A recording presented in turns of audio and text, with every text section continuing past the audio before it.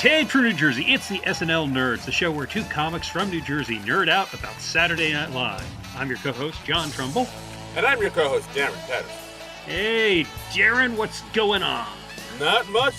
Trying to stay warm here on the East Coast. Hey, I sound like a fucking morning zoo radio host. I mean, that is the natural ending of this podcast, is you and me doing a morning zoo radio show in, I don't know, Cleveland or someplace. Yeah, stay indoors, everybody. It's a cold one out there. It's a cold one out there. Groundhog's Day. They say we're young and we don't know. Okay. Yeah. You realize that DJs don't actually sing the songs they play, right, Darren? Wait, what? Yeah. Oh, I'm going to put it into that once I get my DJ. I know. If you had a radio show, it'd just be an extended karaoke. Damn straight. No. Oh, now you're talking my language. That's a dream. We have... Yeah, I've never seen you do karaoke, but I feel like you would have a fun time doing karaoke. I love it. Just I'll admit I haven't done it in a while, but in my heyday, in my prime, yeah, people say I was the best. Like I had. Did you have a go-to song? Ooh, excellent question. All right, well, see, all right. So here's the thing about karaoke, guys. Yeah, you want to choose a song that you know all the words to, so that way you can get more 100%. animated to it. Which is why I'm hesitant with karaoke, because there are not many songs I know all the words to that I feel comfortable enough that if the monitor went down, I would be like, I can just continue on. Right. No, that makes sense. Yeah. But, you always want to go with a song that everybody in the room can get behind, that everybody knows. That's always a good one. A short song. See, I don't agree with that. No. Well, I mean, it helps. It gets everybody. It does help. It does help. Yes. And a short song, you don't want to be up there singing Bohemian Rhapsody, taking up the whole time. Yeah, while somebody has to wait for you to get off, because that's just rude. Yeah, those are like the main things. Like something nice and short that everybody knows the words to, that everybody likes and have a good time, and something that's in your register too. Just because you like a Freddie Mercury song doesn't mean you can carry those Freddie Mercury vocals. Right.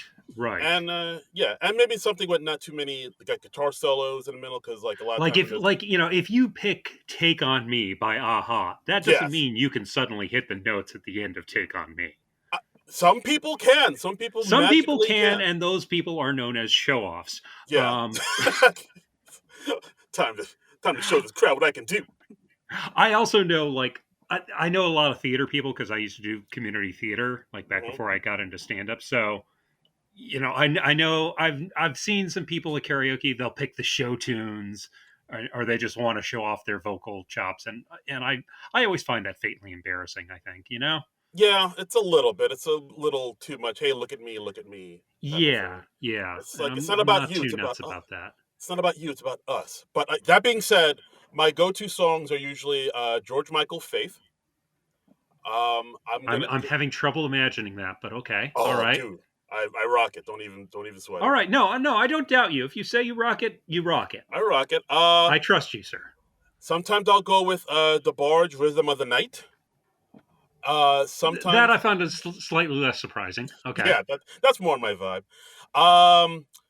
The Impression That I Get by the Mighty Mighty Boss Tones. Oh, nice! I like that. That's always a good one. My late friend Frankie Vittorello, he was a big Boss Tones fan, and he was greatly impressed when I figured out that song was actually about getting an AIDS test. Oh, is that what that was? Well, that's my theory anyway. I haven't read explicit confirmation on this, but it's like, I'm not a coward. I've never been tested. I think of the tested there, but for the grace of God go I. The lyrics is something like that, and he says I'm afraid of what I might find out. I'm like, oh yeah, it's getting an AIDS test. See, I've heard that. I didn't think it was an AIDS test specifically. I thought just tested by life, or life throws you some adversity, and you don't know if you're strong enough to handle said adversity. Sometimes you find out you are. Sometimes you find out that you're not. You're a coward. I thought that was what the song was about. Maybe it's just a more general thing. This is really just sort of my personal fan theory. I haven't crunched the numbers. I haven't done the research. I haven't combed through Mighty Mighty Boss Tone interviews to find out if that is in fact the meaning of the song. But I shared that theory with Frank, and he was like, "Oh, That's awesome. I bet that's what it's about. And so, Hmm. in my mind, that's Interesting. what that song is about. Okay. But And maybe I'm wrong. I don't know. maybe we'll find out. Guys, call in. And also, final karaoke pick, "Glory Days" by Springsteen. That's a good one. I It's a like good. that. Everybody likes "Glory Days." That's a good choice. That's a good That gets choice. that gets the party pumping. Yeah. Tell you what, So, next time you go out to karaoke and you sing Glory Days, I will come out. I will tie a bandana around my head so I look ooh, like what's his face from The Sopranos, Little oh, Steven. Little Steven. Yeah, yeah. Yeah, Like, and I'll come in and I'll just do the the little bits that he does at yeah, the end. absolutely, dude, do it. Like, I used to karaoke like every year for my birthday. Me and my buddies would do karaoke. I've done karaoke with a live band. It's a good. Is It's that a really karaoke anymore? kind. Yeah, it is. It's like just the band plays the background music, and Okay. you're just the lead singer. Oh, It's that sounds way too intimidating. oh, dude, it's a rush like no other. It's I'm sure. I mean, you've heard that theory that like all comics want to be rock stars and all rock stars want to be comics. I have. There's a bit of that. There was some show on Comedy Central where they did that, where they had stand-up comedians singing with a rock band. Yeah, they do that out in LA. I forget what it's called. It's called I don't want to say Dad Rock something, but yeah, it's a thing out in Yeah, LA where they have like comedians like sing while a band plays in the background. I remember seeing like Bert Kreischer do it. I remember seeing like Bill Burr do it. I think Bill Burr plays good drums too, so he drums with it. Mark I, Maron, I I remember seeing him remember. doing it. Yeah, I know Mark Maron's done. I mean, he plays guitar. He'll like close the podcast by playing his guitar a lot. I remember Natasha Leggero singing with a band on this Comedy Central show. It didn't last long. You know, it was on But Comedy Central, so I mean, yeah, true, true.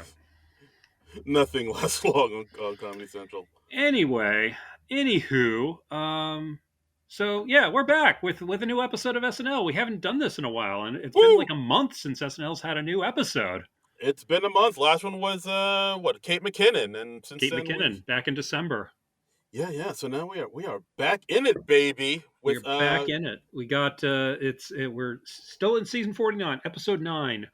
This is the episode from January 20th, 2024, with Jacob Elordi hosting and Reneé Rapp as the musical guest. right, Reneé Rapp, not a rapper, Not despite a what rapper, not one of those rappists. right. Her last Um, name is very misleading. I understand that, but yes, she does the singing, not the rappings. yeah, I was expecting her to drop some fresh, funky riffs, and no, not so much.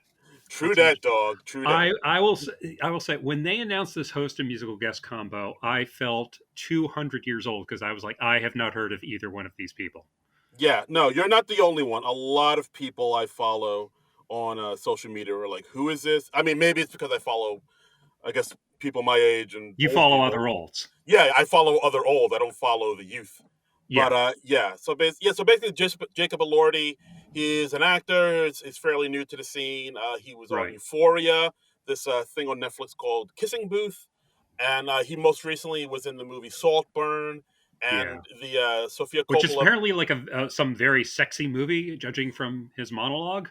Yeah, well, we'll get to that. I was actually pretty surprised that they showed like one clip of the movie because it's Okay, actually see, now I haven't watched Saltburn at all. I don't even know what Saltburn is about. All I know is it's like, a movie, a trendy movie at the moment. yeah. Like I So kind of wanted to see it just because it was directed by Emerald Fennell, who did Promising Young Woman, which I liked quite a bit. But from I what just recently saw Promising Young Woman for the first time, and I liked the first half of it, and then it just took a turn, and I was just like, nope, I don't care for this. yeah, but like what people said, like with this new movie Saltburn, a lot of people were kind of turned off by it. They're saying it's trying too hard to be provocative and edgy and shocking, and it's just That was kind of my reaction to Promising Young Woman. So okay, yeah, yeah, exactly. So even people who liked Promising Young Woman were like, no, Saltburn is not great. So like yeah, between that and from what I've heard of it, and people have compared it to like I don't want to say another movie it's been compared to, but it's like from the '90s or early aughts. But because I don't want to say it because I might kind of spoil it for you, but it's I'm probably not Oh, gonna. okay. I was like, why doesn't he want to say the name of the movie? All right. Yeah, Okay. yeah. Tell me off air. Okay, sure. But like So, yeah, so like I'm probably not gonna see it. But like in the monologue, they showed a scene from it that's actually a pretty big spoiler. I'm actually pretty surprised that they showed it. I was like, whoa, what are you guys oh, doing okay. here? All right. All right. But like Okay. that's neither here nor there. So, so anyway, yeah. So I didn't know what to think when this guy was hosting, and then I saw that like they did one of their promos earlier, and it was him just sort of uh like walking out the door down the stairs to home base to do like the host to do the monologue, and he was doing some pratfalls, and I was like, oh, okay, this isn't bad. This is pretty funny. I'm feeling good about this show. Maybe this guy will surprise me, and I'll be like, hey, I'm a fan of this guy now. That didn't happen. Oh, that's how that played out. That's how that played out. Yeah. I mean, cards on the table, people. This episode was. Whew, Hmm. whew. Hmm. This was bad. Yeah, I mean, I know they always like when they come back from a break, they're always a little rusty, Yeah, it's like but they kind of have to remember how to do the show again, and they need a week to gear up. I feel like they should just do a practice show that they don't air, and then yeah, like and get all the bad shit out of their system, and then they can give us a real show. yeah, like a warm up show, something like that. Yeah, I mean they could also say book a host who has comedic chops. Yeah, That's a thought. yeah. I mean, look, I mean, they took a shot, they took a risk. Sometimes it works out, sometimes it doesn't, because you see, Sometimes it does, yeah. because like sometimes there are actors who are primarily known for doing dramas that do have comedic chops. Yeah. Sometimes you get, actors that are very good looking and known for their beauty, but they also have comedic chops. Hmm. This was not that. Yeah. This was neither one of those things. This was I remember back when they had, when Josh Hartnett was the hot young thing. Mm, He was the it guy in Hollywood. And I yeah, remember he hosted SNL, and I didn't think much of his hosting. And this sort of reminded me of that. yeah. It's just like, all right, he's trying, he's trying, but at the same time, it's not all on him because some of the writing in some of these sketches was like, Oh no, yeah, there is plenty of blame to go around for yeah, this week. Jacob, if you're listening, and I know you are, it's not all on you. It's not all on you, baby. Don't get us wrong, Jacob. We thought you were bad. We just think you weren't the only bad thing about this show. Yeah, you were just a small piece of the badness pie that was Yes. this episode. Yes. Yes. Whew. Yeah, you want to get into it? I guess we have to. That's the format of the show that we've established, where we go through it sketch by sketch. Yep, sure. This is gonna be a I great one. tended to just leave it here, though. This is gonna be a great one, guys. You're just gonna be happy you listened. All right, let's start. We got Trump courthouse cold open. Um, had Chloe as Trump's latest lawyer du jour. I didn't write down the character's name because she's going to be fired by the time this episode goes out, probably. Probably. And hey, she's not gonna. I'm not a betting man, but if I had to put money on it, I'm assuming that lawyer not gonna get paid. Not long for this world. Not going to get paid. Nope. Have whatever good name she had drug through the mud. Yep. Was I it don't. worth I it? don't know why anybody agrees to work for that guy Well, anymore. it's never worth it. Like I don't know anybody who's worked for or with Trump who has come out better for it. It's never worth it. It's No. ever. No. No. I mean, It's maybe some of the people on Celebrity Apprentice. That's it. maybe That's it's it. you never hear people like, yeah, I worked with him and I'm glad I did because now I'm flourishing and thriving and everything's great. Right. It never. No one's cool. No one ever comes out better for working for him. But ugh. When's the last time you heard about Omarosa doing anything significant? Yeah, what the fuck? She's probably working at a Whataburger or some shit. She's not around. Yeah. No. She's flipping patties for Yeah. bucks. Exactly. Yeah. Exactly. Anyway, Ugh. okay, so Chloe Fineman, she's the Trump lawyer. She introduces James Austin Johnson as Trump. He comes out as Trump. No applause. Did you notice that? I did notice that, which is No very applause, and I don't think that's a reflection on James Austin Johnson. I do think the audience for last night's show was kind of dead, but yeah. I was like, I no, yeah. I think it just shows how exhausted the audience is by Trump at this I point. yeah, I'll go with that. Like the audience last night was kind of weird. There was a odd energy throughout last night's episode. It was everybody was Yeah, kind of off. It was a very yeah. off episode. It wasn't like, and audiences, it's weird. I mean, and we know this as comics. Like, you can do your act for one audience and then do it for another audience, and one audience responds hugely and another audience is just dead, and that's just how it is. It's just always a crapshoot. So I think they didn't have the best audience last night, but Yeah, I mean it's like, but yeah, he comes out, no applause. I'm like, wow, well, who is he? nothing. Yeah, it's like, boy, people think he's like, who do you think he is? Like Sarah Sherman or something? I think people are just so exhausted by Trump at this point, they don't even want to see him in parody form. I mean, Yeah, kind of where yeah. No, no, I'd agree with that. It's a bummer because it is a killer Trump. It just we've said this before. yeah. Right Trump, wrong Yeah, time. he missed his window to Yeah, really be the definitive Trump on the show, because like for all of the Trump administration, they had Alec Baldwin doing it, and right. Yeah, so yeah, so JJ comes out as Trump, and it's literally just him riffing for like 5 minutes. yeah, Just non sequitur after non sequitur. He talks about Nikki Haley and darling Nikki, Purple Rain, right. and I mean, I Ramos. did like the line he said, like, arms like a GI Joe, legs like the smooth criminal video, where because Trump wears those lifts or whatever, and he's always just leaning forward severely. Yeah, I yeah, mean, that's true. it's I don't know how the man stands upright, honestly. I Let's I see. don't know. He's what else do I have in my notes? I have back like Mean Girls, and then he went off on a tangent about Lacey Chabert. Yeah, whatever happened to her? Oh, not part of the remake. So sad. Yeah, yeah. Yeah, Um, mm, and then let's see. I also have this in my notes. This shows how much the sketch was holding my attention. I said, "Is there a pin on his wig? Like there was like something that looked like a paperclip sticking out of the back of his head. Did you notice oh that?" no, I did not. Okay, that's what I noticed. That's what I was fixating on the last half of the sketch. That's good that's good comedy. Yeah.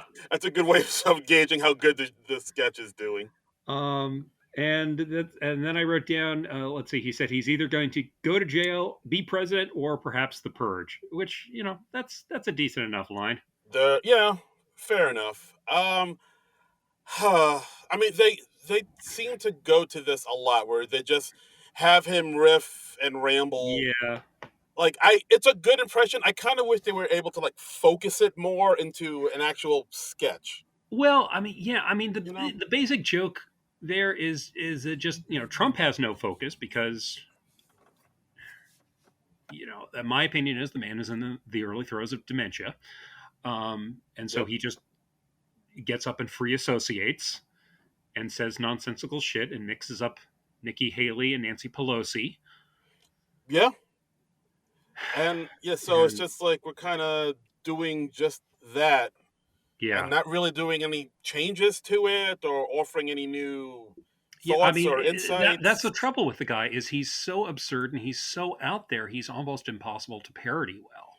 Yeah, so we're just like holding up a mirror to it and like that's enough. I guess they figure Yeah, it's just not really enough. It's they just got to figure out something else to do with this impression. It's a good impression. yeah, It's solid, but they just need to just to have JAJ go out there and just say whatever. It's not enough. We got yeah, to build around it. I yeah. I think. agree. I agree. But yeah, so far, not the best start of the night. Not a best start, but an accurate omen for the show we're in for. Woo. Next, we have Jacob Elordi's monologue. Hmm. Comes out and says, you know me from Saltburn. I'm like, I really don't, sir. Oh, but okay, I'll go with this premise. I know you from Saltburn. Yeah, but then he goes and says like not for seeing it in the theaters, but from watching the clips on TikTok, which says a lot about the way people watch movies now. And then they showed a scene from. So I don't know if I should repeat it, but they showed a scene from Saltburn that's like a huge spoiler, and I'm really surprised that they showed it. Well, Okay, well, I'll describe it because I haven't seen the movie. I don't know what I'm describing. You've seen the movie? I have not seen the 'Cause- movie, but I've heard people talk about it online, and I've read the description of it on Wikipedia because I was thinking about seeing it, but then I was like, maybe I should just read it and then okay, decide well, I from mean, there. it looked like there were two people. I'm assuming one of them was Jacob Elordi having like sex in a field, and they blurred out half of it. You're kind of right. So, all right, I'll just say Okay. it. Spoiler warning if the people don't want to Spoiler know. warning for Saltburn. So, Jacob Elordi's character dies in this movie, Okay. and he's buried in the grave. And Barry Keogh's character is like having intercourse with the grave. Well, that seems odd. It does, doesn't? Again, it. Remember what I said earlier about how it's supposed to be like shocking and I don't remember provocative? seeing a gravestone. I just saw like a field. There's Was he buried in a field? he was, but there was like a little cross at the top of it. So yeah, that's Oh, like I guess I missed that. Okay, I yeah, think like my eyes just went right to the pixelation. And yeah, but like Jacob even says, yeah, that was me in the grave. So like the fact that that he uh-huh. says, yeah, my character dies halfway through the movie, I was like, why did they show that? That's a huge spoiler. Why the fuck? Like Well, I guess just because they thought it would be a funny joke. it was, eh. Like that's the thing. Like you're spoiling a movie for this for a joke that's not that great and a monologue that's not that great. That's like, what do you? What's going on here? Why are you doing this? So you didn't think it was worth it? Okay, all No, right. not it wasn't. Not at all. I don't know. I think I might like that joke a little better now that I know it was about a guy screwing a grave. Uh if you, yeah, I guess. I mean, if that's what you're into, baby. So, Uh, so the other person's character is just like giving it to a pile of dirt. Kind of, yeah. Like basically, his character is a bit of a sociopath. Necrophiliac. No, yeah, that he's like a sociopath. They kind of, I'll say Mhm. the movie people have compared it to. They compare it to like Talented Mr. Ripley, basically. Okay, I like So that movie. yeah, so the character Barry Keoghan's playing is a little bit like Mr. Ripley. So he's a Okay. little bit like demented and twisted and a bit of a Well, I sociopath. mean, it sounds like yeah. If you're screwing a grave, I'm gonna say yeah. You probably have some other issues in your life that you need Yeah, to address. yeah. It's again the movie is it really takes some big swings. There's another scene involving a bathtub and male ejaculate that's been going around that people talked about. That's Yeah, pretty. this doesn't sound like my thing. Yeah, I don't. And it's the same person who did Promising Young Women. You say It same director, yes, okay. but yeah, All right. yeah. Now the guy giving it to the grave. Does he like? Does he like clear a space for himself, or does he just like just drive on in there? I haven't seen the movie. I don't know. I guess you earthworm I'm it. just wondering about the logistics here. I don't know. Maybe yeah. You just kind of dig on in like an earthworm type of thing. I don't know if you. I look. Oh, an earthworm. That doesn't say much for this person. I mean, it's cold out. Yeah. Okay. All So right. yeah. I don't know. Let's not. Listeners, call in. Let us know your grave humping techniques. Please don't. Oh, Please you know don't. what? Or just call Darren Yeah. exclusively No, and please let him don't. know No, your don't grave do that. humping techniques. We'll give his number at the end of the show. Oh God, no! Please Uh, don't. So then Jacob goes to the audience for a little Q&A. We get a Q&A segment. Q&A, which is just at this point it's just kind of a cry like we have no idea what else to do with this host. Yeah. So one of the people he asked is writer for SNL, Alex English, and Alex Yep. English kind of stumbles along his lines a little bit. Mentions that he's in Priscilla where he plays Elvis. Asks him who his favorite Elvis is. He says, "Oh, my favorite Elvis is the Lilo and Stitch Elvis." All right. Then we cut to another SNL writer, Rosebud Baker, Yeah. and she just wants to look at him because he's so pretty. Yeah. And this Hope you is enjoyed this that premise. We're gonna revisit that premise a oh, lot. beaten like a dead horse. That premise. Yes. And then we cut to in the audience Sarah Sherman, who gets no applause. The audience is just dead. And it's so startling that Sarah comments on it. She's like, "No, what? Really? No applause? Really? Okay." Like That's probably the funniest thing in this whole monologue, really. Like, It probably was, yeah. And I mean, because Sarah has experience doing live stand up comedy, so she knows when to call out an audience like that, and yeah, yeah, they deserved it. like the fact that she got the same amount of applause as two writers who have never been in front of the camera. Uh huh. That's that did make me laugh. Yeah. We have Keenan Thompson pop up as his recurring character who sounds just like Keenan Thompson. Mm. Mmm. Mm. I'm doing my voice. I'm kidding. I'm Keenan Thompson. Yeah. Yeah. Then he talks about it. Then he goes into What the this. fuck are you even doing at this point, Keenan? What the hell, man? I really think again, it's people kind of lean on Keenan to piece together sketches and monologues that aren't working. They're like, oh, just put Keenan in it; he'll make it better.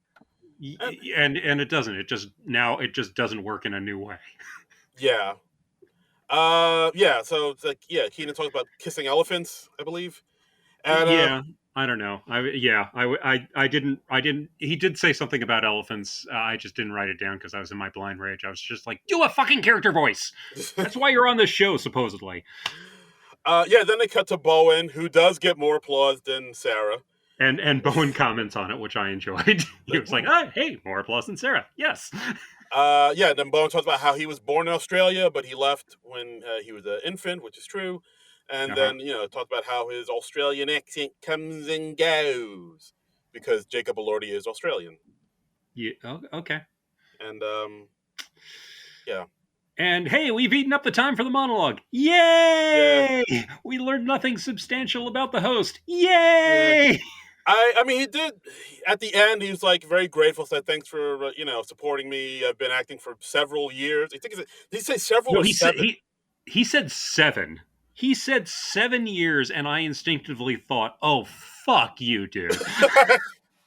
That we'll talk about that because like as soon as I heard that, it's like, wait, only 7 years? That doesn't. Yeah, that's not. Like I've been putting into work. And how old is this guy? Is he like 30, maybe? I'll look it up. But yeah, like when he said 7 years, that my ears did perk up. Yeah. I was like, what? Like, yeah, I've been I'm putting into just like, work. I wouldn't look if you've become like this overnight success after only 7 years in the business. I wouldn't tell anybody. I really wouldn't. I mean, I mean, it's cool if somebody is like a breakout on their first role, like if you're like Christopher Mintz-Plasse and you're McLovin in Superbad or something like that. Hey, that's great. That's a lovely story. it But, is. but if it's just like, oh, I've been at this for 7 years, it's like, shut the fuck up, dude. Yeah. So Jacob Elordi, 26. Okay, yeah, I hate him. I officially hate him now. Oh dear. Oh boy, guys, buckle up. This is gonna be a salty episode. Just watch your sodium intake with this one. Gonna be. It's it's gonna be doused in salt. It's gonna be like your front sidewalk.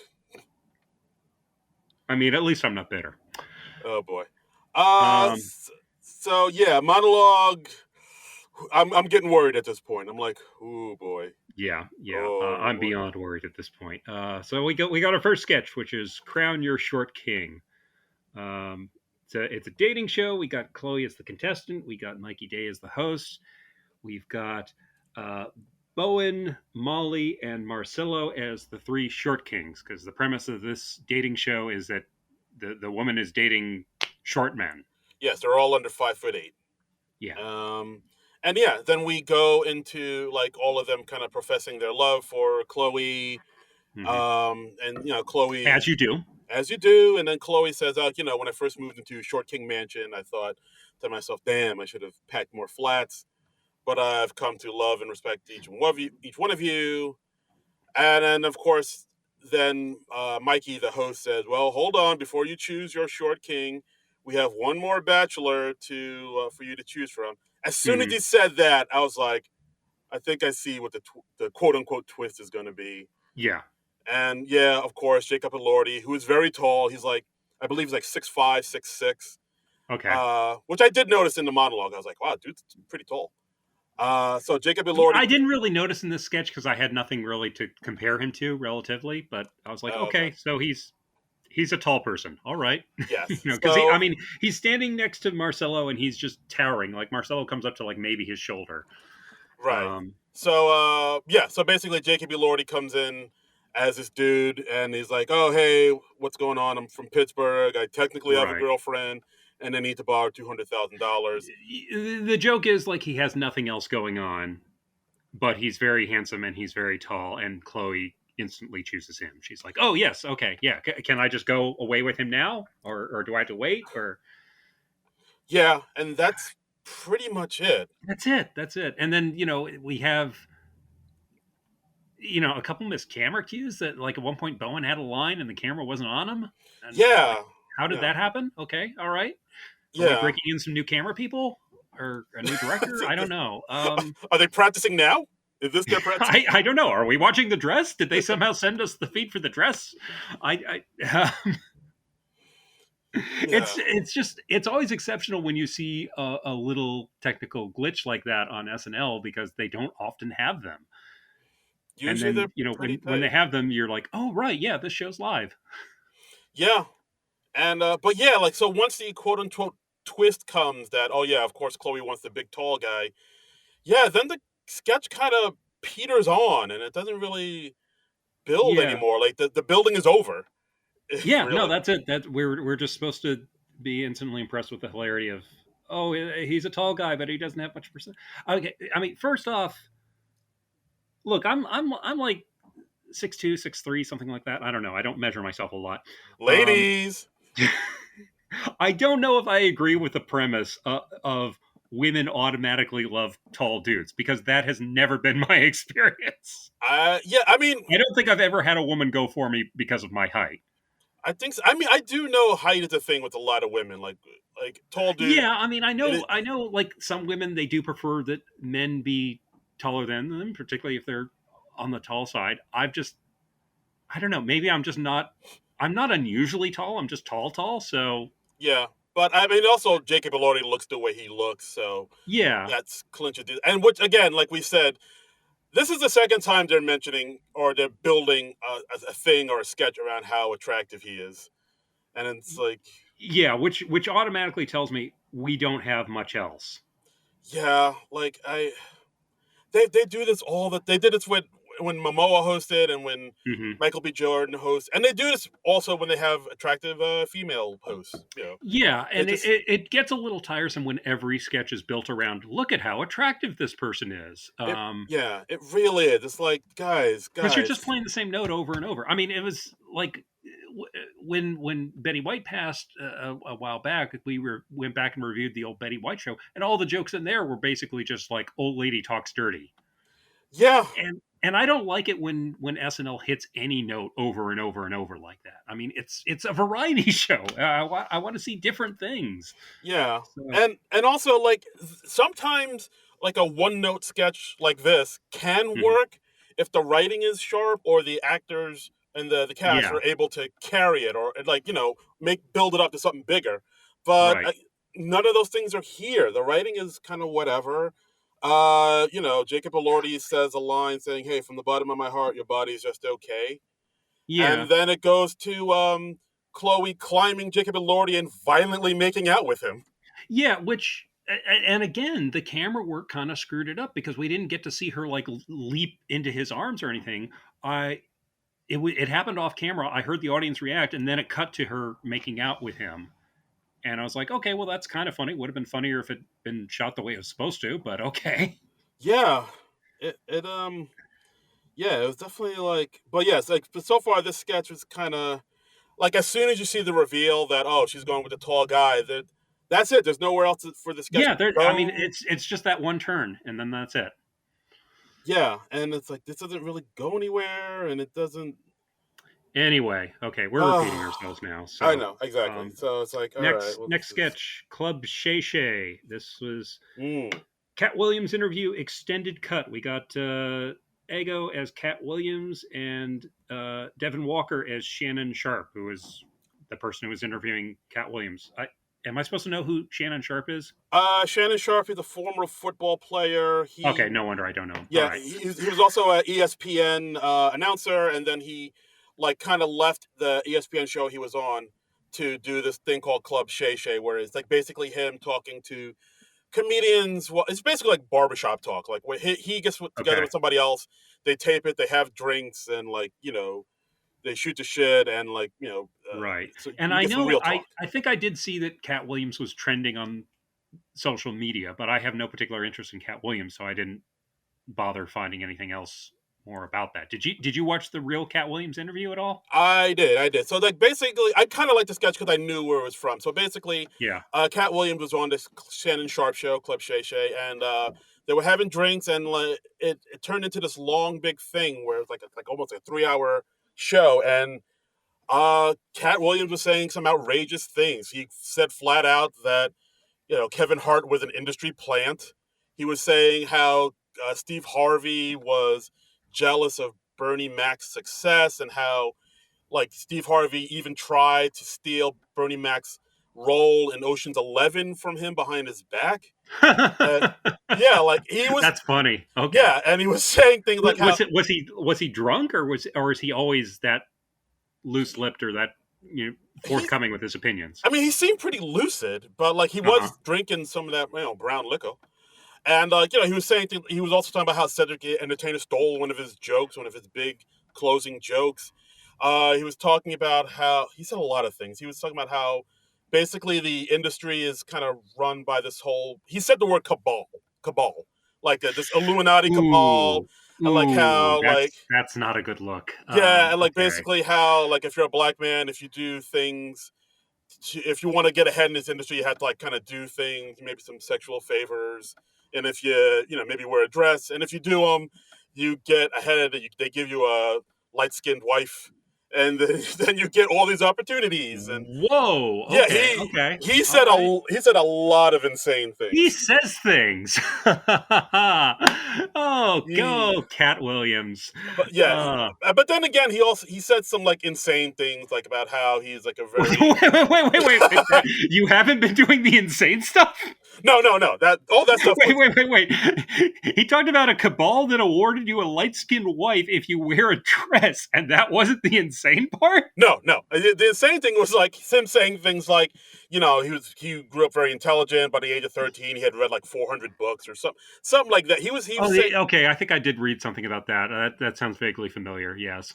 yeah. So like he'll say he was saying things. He was naming names, saying some pretty incendiary things, and at the same time, he was saying some things where it's like, all right, well, that's obviously a lie. You did not read 400 books by the time you're 13. I mean, it's possible, but I don't think it did it. It's possible if you're doing nothing else. I Yeah.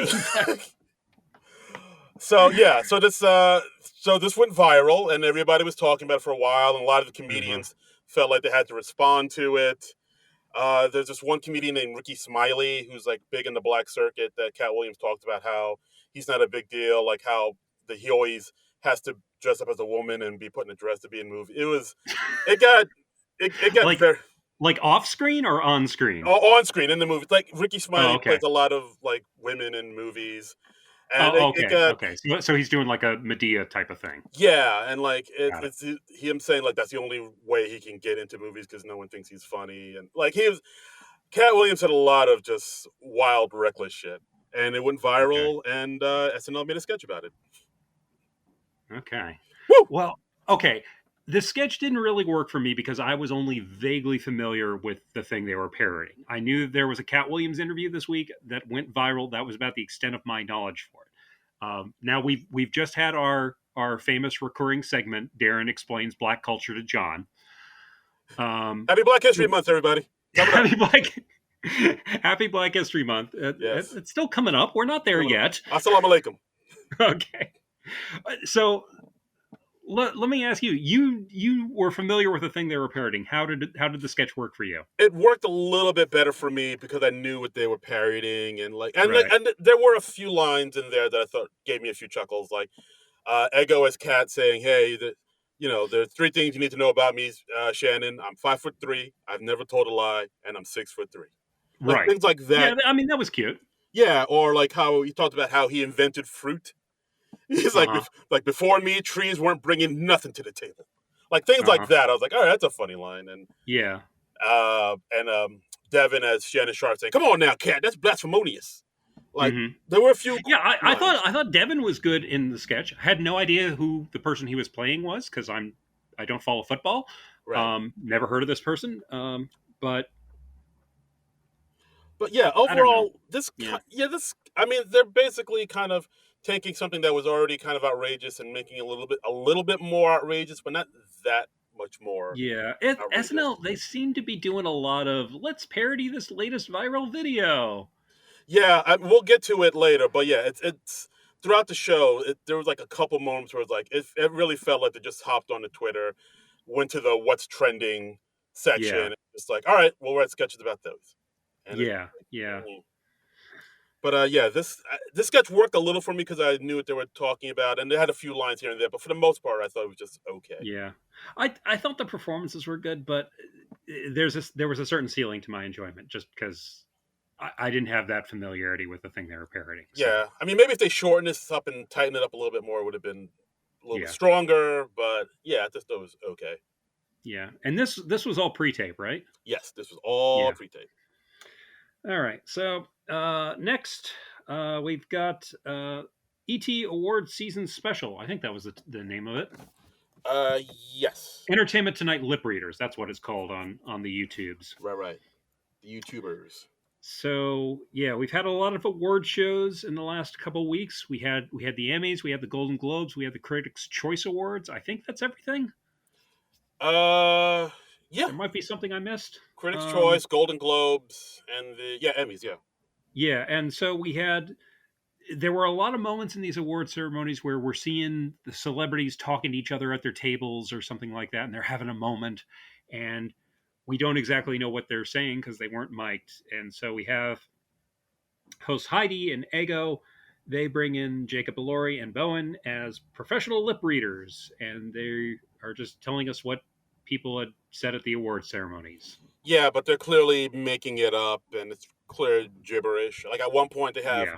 they show Travis Kelsey and Taylor Swift, and them walking Hmm. down the street, and they're reading their lips, and they read Travis's lips as saying, "Oh, big guy, I'm a big guy, clump stomp, clump stomp." Right. So, that's And they did that moment at the Emmys where Jennifer Lawrence, when her category came up, she turned to the camera and said, or no, I guess this was in the Globes because I don't think Jennifer Lawrence has done any TV lately. Um, they all blend together. She turned to the camera and she mouthed like, "If I don't win, I'm leaving." right. And they said that they had her saying something completely different. Oh, and Yeah, we and had Renee Rapp make a little cameo at the end. Reneé Rapp came up as their lesbian intern, and Their little lesbian intern, and yeah, and she's lip syncing or she's lip reading uh, footage from some trial involving Gwyneth Paltrow. yeah, there was like some skier ran into her or something like that. I That forget. was it. That was why. Yeah, Yeah, yeah. and I think they pretended it was a murder trial and that she was going to be thrown in jail for life. And I was like, oh well, I'm in favor of that. Sure. Woo! Um, I Salty mean, episode. if we're putting Gwyneth Paltrow away, yes, sure, I will sign off on that. Right. Lock up Pepper Potts. Yeah, I mean, we'll figure out what the charges are later. Yeah. Um, We'll cross that bridge when we come to it. this was pretty dire, I thought. Yeah, like it seems like a sketch that was just trying to be, silly and goofy and just trying to use, Yeah, it felt like a sketch they wrote at like 4 in the morning when their brains were all soupy. And they're just like just lip yeah. syncing. I think they're just like, hey, there were a lot of award shows since we were last on. Can we do something with that? And the answer was no, and they plowed ahead anyway.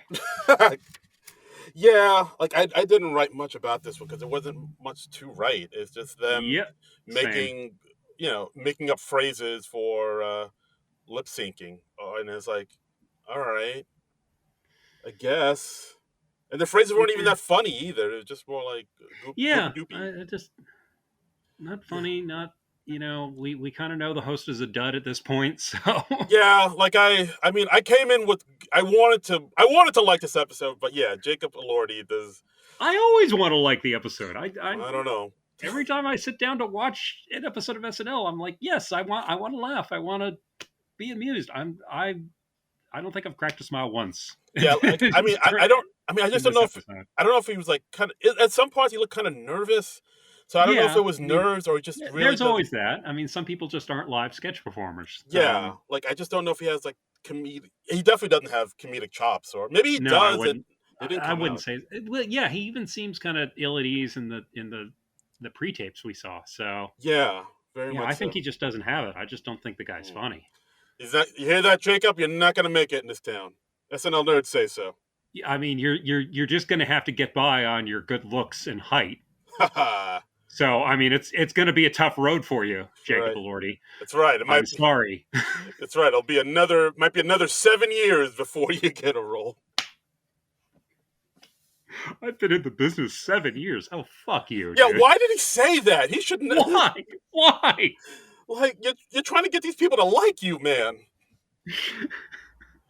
I was like, dude, come on, don't. Just No why? one who's been toiling in obscurity for more than a decade wants to hear that, dude. No, not at all. Anyway, our next sketch, I'll say this was better than what anything else we'd seen so far. This was bowling pins. Yeah, I Um, will say this was sketch of the night. This I was will. yeah, this is written by. We have writing credits for this one. This was Steve Okay. Castillo, Dan Bulla, and the PDD boys. Okay.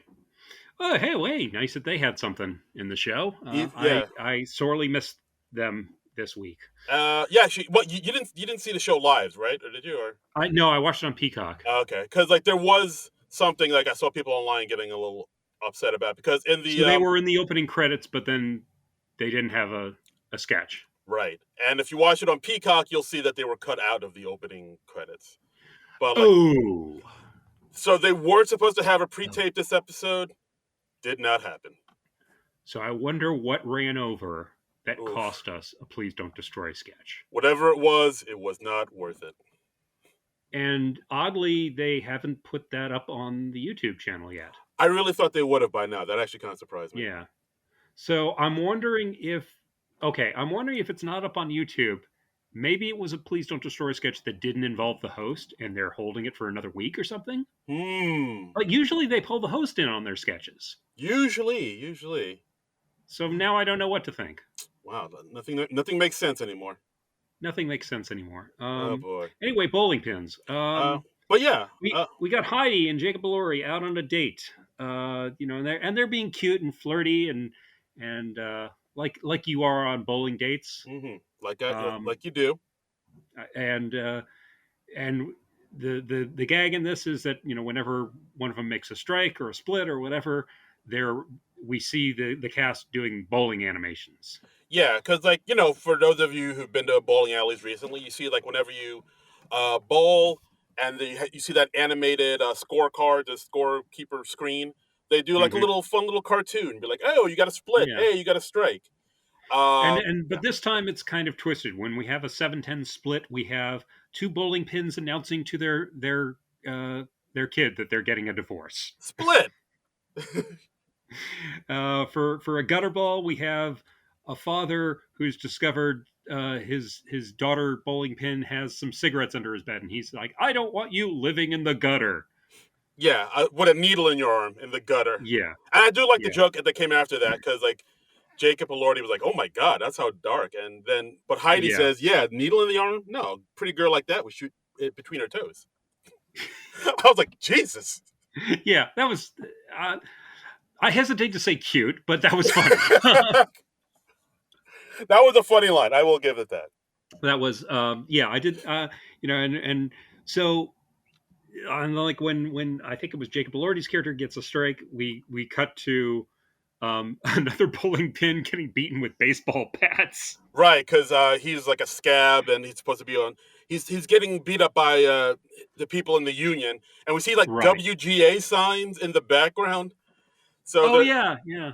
which is a little knob. So yeah, it seems like it's like a guy getting beat up by his fellow union workers for being a scab or something. Or crossing the picket lines. Yes, Yeah. because they're on strike. Yeah. Yeah. And then and when he gets we have the bowling pins reporting on a serial killer on the loose, and he says this brings the total number of victims to 9, which is how many pins he knocked down. That one I like quite a bit because it has Sarah Sherman as like a she's giving a press conference and she's the chief criminal investigator at the FBI, and next to Right. her she has like there's like another pin doing ASL sign language, Uh, and then they talk about how the bodies that they found, comparing the satanic totem and the ritualistic killing. This was the killing by the Grovedale killer, which brings this total up to 9, which is very gruesome. How much detail they go into. they took the scenic route on that joke. Yeah. They did. So yeah, I like this sketch quite a bit, but my only complaint is they didn't really have a strong ending for it. They didn't have an ending. There was an animation for a stuck ball, and then Heidi says to Jacob Elordi, like, well, we could go back to my place and you could get a stuck ball. And that's pretty much the end. They Yeah, just go off to have sex. yeah, and because Because Jacob Elordi's very attractive, and God forbid we go a sketch without acknowledging that fact. yeah, this sketch was almost a very good sketch. It was almost like It was okay.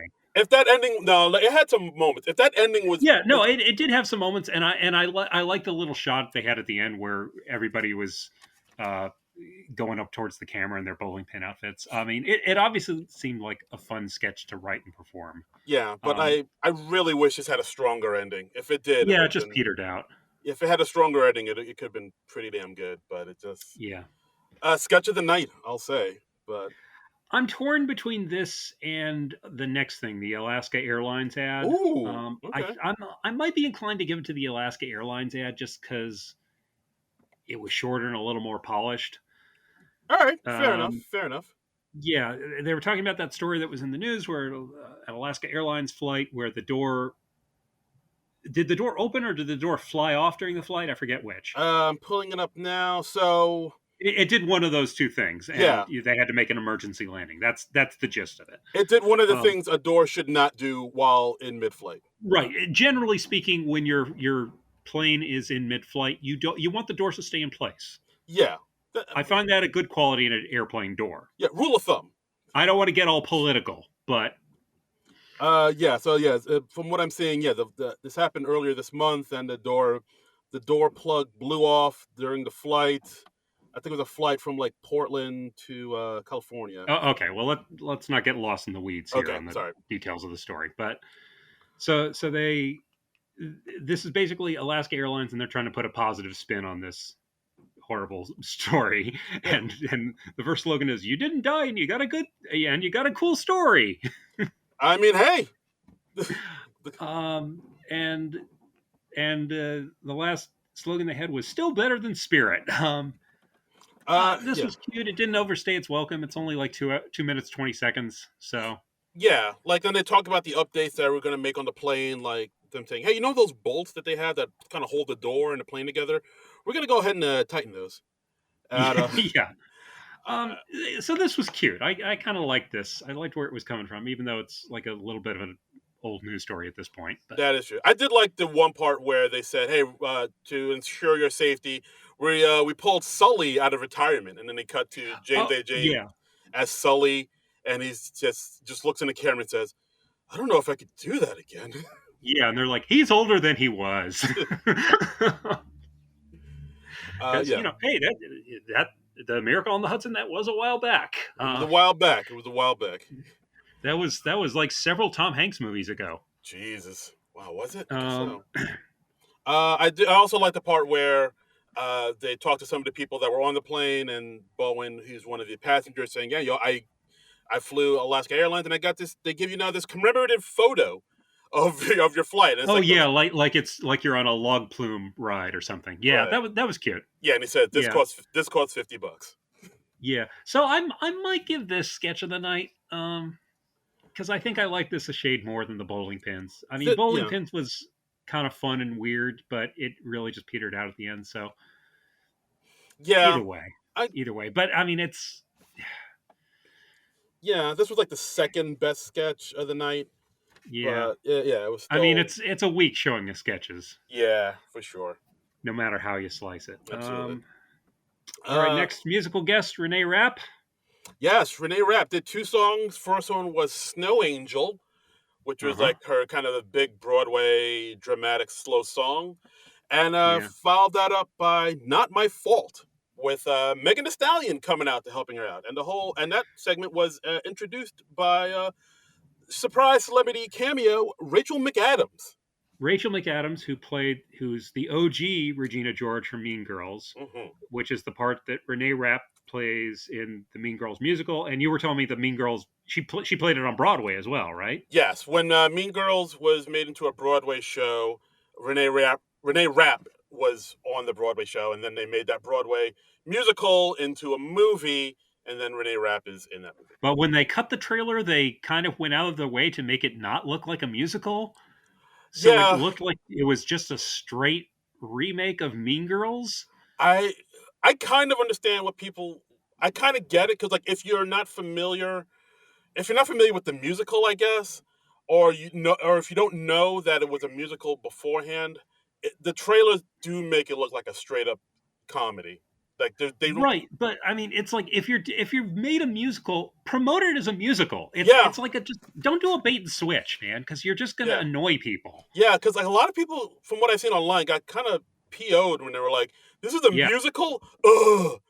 I don't know. A lot of people have strong feelings about musicals. yeah, and I'm like, well, what did you think was gonna happen? You cut a trailer to a musical with no songs in it. Yeah, like if you cut a trailer for a horror movie to make it look like a comedy, like Right, people go see it and they see it's a horror movie, they'd be upset. exactly. They'd be upset and traumatized. Yeah, You're like, I was not expecting to see that person disemboweled. yeah. I thought I was seeing a romantic I comedy. thought exactly. But yeah, the 2 songs, "Not My Fault" and "Snow Angel," I thought they were fine. Yeah. "Snow Angel" was okay. Just not my thing. I was like, when Rachel McAdams popped up, I was like, why isn't Rachel McAdams hosting the show? She's delightful. She's never hosted. She's never hosted. She should. She She should. should. I, Um, I could get behind that. yeah, she was great Um, in Game Night. Guys, go watch Game Night if you haven't seen Game it. Night is freaking amazing. She is so funny in Game Night. It's really like I know Her reading on "Oh no, he died" is, that was funnier than 95% of the things I've seen in this episode. and her dancing to "Semi Charmed Life" when Yeah, they oh god, Game Night, so amazing, so yeah. amazing. We're talking about just doing Game Night as a bonus episode for the Patreon subscribers because it doesn't star anybody from SNL, so technically we can't put it on the podcast. It might go up on Patreon just because Yeah, we it, may just do that as a Patreon because we both were late to the party on Game Night. We loved it so much. Like after I saw it, I texted Darren. I was like, "Have you seen Game Night?" And he's like, "Yes, I just recently watched Game Night." it's fantastic because it was like a movie I wasn't expecting much out of, and it I just know. exceeded my expectations. Like just cleared the bar and then some. I was like, whoa, Yeah, this was way better than I thought it'd be. yeah. So anyway, in Reneé Rapp's second number, she's performing in front of a giant cake. The giant cake turns around and it's making the stallion, and then they perform the song together. But anyway, Game Night. Yes, Game Night. Go watch Game Night, guys. Yeah, Weekend update. we can update. Yeah, that's it. That's about all we had to say about the musical guest. I don't know. I really got nothing else. I thought they were both Yeah, I got nothing. serviceable. Both serviceable performances. Yeah, okay. Weekend update. Basically, just start out with a Colin Jost editorial about the presidential election. Yeah, about like them saying, "Hey, it's 2024," but is it? And then of course they Yeah, showed Trump and Biden saying, when we first got through, he's basically saying neither one of these guys should be running. And yeah, because like when they went through 2020, there was nothing in his mind that was like, we should run that back again. yeah, Comparing the upcoming election to bum fights, if you remember that from back in the day, about like how we kind of let bum fights happen even though we all know they shouldn't have, and how this election is like the same thing. It's almost elder abuse. I don't know. Yeah, I'm of two minds about that. Yeah, I mean, there were some good lines in there, but I'm sick of seeing Donald Trump's stupid face. I'm sick of seeing him parodied, and I'm also sick of the false equivalence of, oh yeah, they're both just as bad. No, they're fucking not. Yeah, You yeah. know, I'm No, no, I I'm hear you. I'm I'm really sick of that. I hear you. It's yeah. It's like one is just an older fella who, Yeah, but and an the other older fellow who's overcome a stuttering problem and occasionally misspeaks. and the other one To the other one is Beelzebub. I mean, come on. the other one is a horrible, evil rape monster who has tried to overthrow the country. They are not the same. Yeah, it's I no, I hear what you're saying. They Yeah, things like that kind of stick in my craw a little bit. yeah. But So I don't know. but yeah, but I liked. I like the line about Tim Scott having 3/4 or 3/5 of an endorsement. yeah, the audience was like, oh, and Trey was like, all right, whatever. Yeah, and Che just feeds on that, which I love because Che is just utterly fearless. Yeah, but yeah, but You know, that the audience hates it, and he's just cool and bold enough to just go like, "No, you're wrong." yeah, like he had that other joke about how vaping doesn't hurt pregnant women, the Uh baby, huh. the pregnant women, just as long as they're very careful when they shove the vape up there. Yeah, I mean, he also had a joke about. Oh, I didn't note the entire joke. The punchline was about I think the founding fathers having sex with their slaves or Yeah, something. yeah, because Nikki Haley said that the U.S. has never been racist, and Right. it's saying, well, if they were Yeah. so racist, then why did they have sex with their slaves? Yeah, and then the audience like gives a groan at that, and Che just goes, "I'm going to sleep like a baby tonight. I really am." Like, no, It's that's on just you guys. those are the moments I love Che. Yeah, fearless. He really is. He really is. Yeah, and we got two correspondents. First up, we Got two got desk segments. Yep. yes, we got Devin Walker as Tim Scott. Tim Scott, who endorsed Donald Trump this week. The only line I wrote down was, "My voice is like if Bill Clinton was actually black." Yeah, Good show for Devin, though. He had yeah, a lot to do. he did. He had a lot to do. He's stepping up. He's trying. He had Yeah. that little back and forth with Che talking about well, they bring up the subject of race, and then Che says, "Hey, come on, man, that's just a dog whistle, a race, and that's a racist dog Yeah. whistle." And then then Tim Scott pulls out that's not a racist dog whistle. This is, and he pulls out a whistle. He blows on Yeah. the An whistle. actual physical whistle Yes, and blows it. and then that annoys Colin Jost.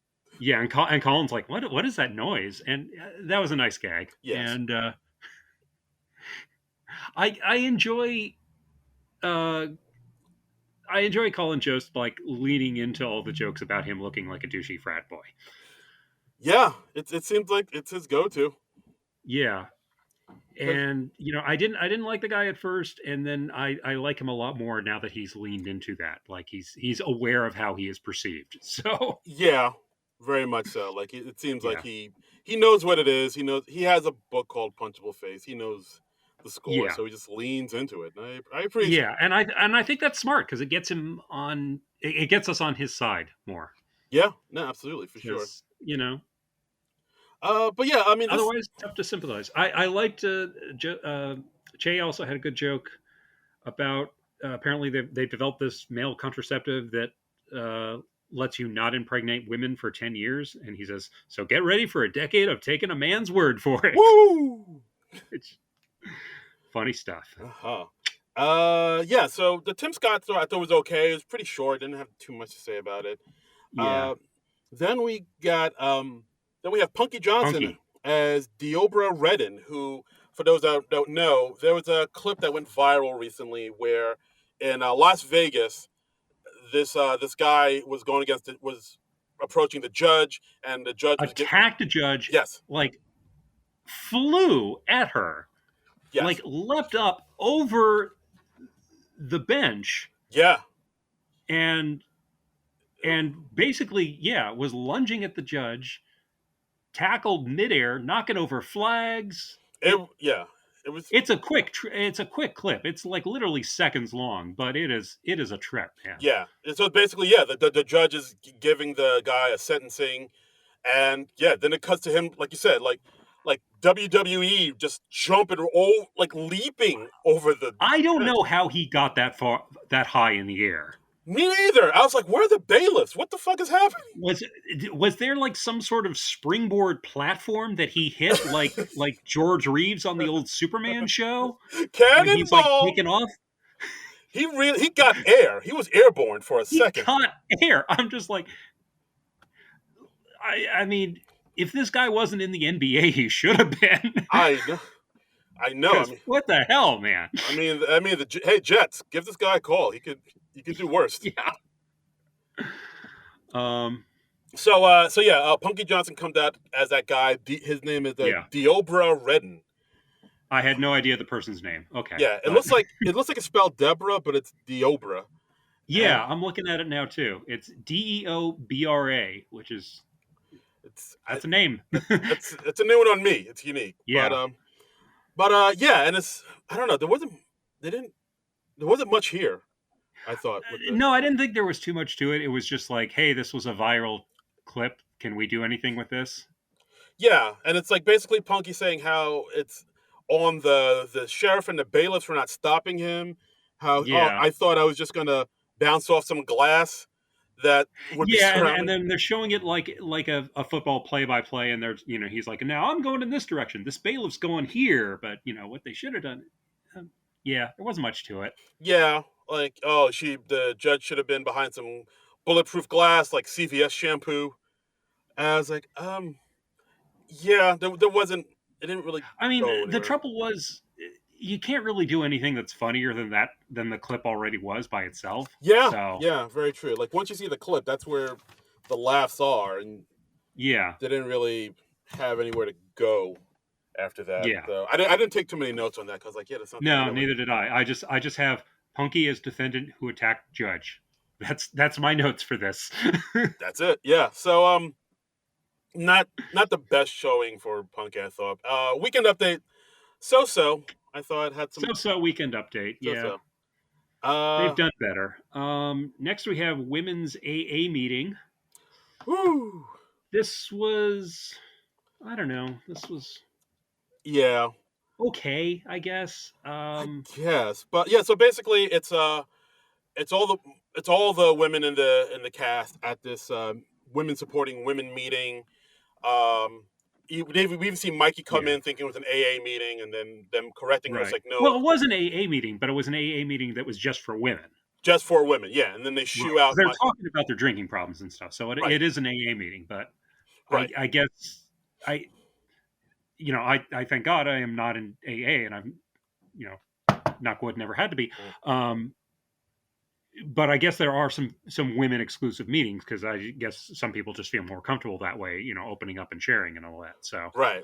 So they shoo Mikey away, saying no, this is only for women. Then of course Jacob Elordi comes in. It's like, hey, is this the AA meeting? And of course they're like, oh, of course, Mister Elordi. So, everybody's fawning all over him because again he's young and hot and attractive, and again we gotta remind the people, or else they'll forget he's tall and hot, and everybody wants to sleep with him. I feel like that was like in his writer when he signed the contract for this show. He's like, "You're going to remind people every sketch what a sex god I am, right? I'm hot, yes, right? We are, Jacob. Yes, we will. You got to tell people I'm hot. Remember, I'm hot. I'm hot. I'm really attractive. Everyone will sell their mother down the river to have sex with me. The people have to know. Really, they have to know that I fought for. Okay. But yeah, that's basically the sketch. It's like all the women fawning over him and him talking about, I had a really bad drinking problem. Like when I would get drunk, I would act out sexually with women, and everybody's like, ooh, ooh, and them getting in beers. Heidi pulls out a couple Bud Lights, and it's like, oh, okay, you bought some Bud Lights to an AA meeting. That's interesting. All right, choice. I think at one point, what was it, Molly saying, "Hey, go back to talking about how you were giving, you were running through women and giving them a dicking of a lifetime." Yeah, I thought that was I'm surprised they got that. Funny, you obviously thought that was a funny line because you put it on Twitter. Yeah, I'm surprised they got that line out. I was like, whoa. Well, I mean, we're what, around 12:30 at this point, or past that. I guess so. And Yeah, even I think we have 2 sketches left at this point, so yeah. and even at one point, Punky Johnson just straight up opens her blouse and woo. Giving the girl some air, yeah. Yeah, and you can even see Chloe sitting next to her, like holding it in because Yeah, Chloe Fineman starts losing it a bit. yeah, because like she's got attributes. They're throwing themselves at him. Yeah, and that's It was okay. I think I would have liked this more if this had been the only sketch that relied on, oh, look how attractive he is for its premise. yeah, But since it was like the third or fourth sketch that did that, it was a bit much. Yeah, yeah, and yeah, I mean the sketch really doesn't build or really go anywhere yeah. other than he's hot. I mean, and I know that SNL's done this in the past before, like in the '90s when they would have attractive female host, and the whole sketch was just around how the dudes. Oh yeah, yeah. They've done that. They've done that many times, and it wasn't. Oh yeah. No, I mean this is not really a unique thing. It's just like I said, I hate them playing the same note over and over. Yeah, and again, like sometimes you can do a sketch where it's just one note, but then it's up to the writers to have some strong material or the actors to elevate the material. Well, And I don't even mind a one note sketch that much. Like yeah, when I say playing the one note over and over, I mean in every sketch of the night, and that's yeah, what this show felt like. yeah, it's true. Um, They've gone. my note at the end of this was, well, they look like they had fun. Yeah, And this is one of the sketches where it felt like the cast was having more fun than the audience. yeah, for sure. Because like the sketch really didn't go anywhere, and then it ends with Mikey coming in saying, "Oh, well, I guess you can get sober if you're a hot," like basically telling the premise of the entire sketch. And Yeah, then it just ends with all the women telling him to so get out. And I a was like, hat on a hat, as Seth Meyers used to hat say. on a hat. And Yeah, so I was like, all right, this was, okay. this was the thing. This was the thing that they did. This was a thing that we did, and now let's never speak of it again. Look, we ate up 4 minutes and 50 seconds of screen time, and at the end of the day, isn't that what's really important? Running out the clock. That is Running out the clock. running out the clock. Speaking of running out the clock, acting class. Woo! Okay. We got the Toby Lee acting studio. Bowen's an acting teacher. We have Chloe and Mikey finishing a scene as a pimp and a sex worker. Yeah. And I liked Bowen's line where saying like, "I'm sorry, you two always come off like white people from good homes." That was a good line. I'll give him that. I really liked that. I enjoyed that. I was like, "Oh, okay, this might be something cool." All right.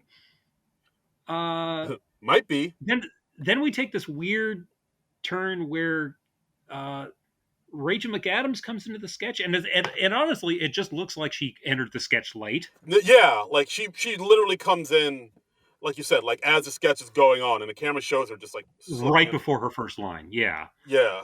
It's like, oh, that's weird.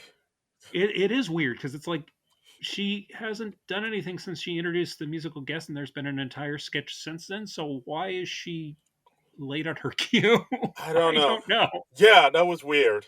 And then in this, she plays an actress who just happens to look a lot like Rachel McAdams, but Right. her name is actually Natalie Portman, and Yeah, which is too close to Natalie Portman. right. And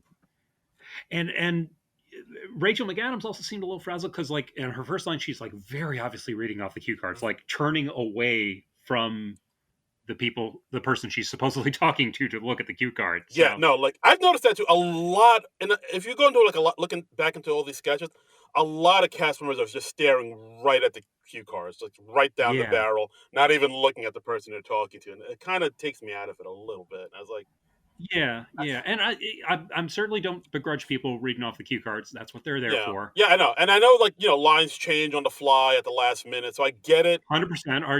Our friend Wally, the cue card guy, told us all about that.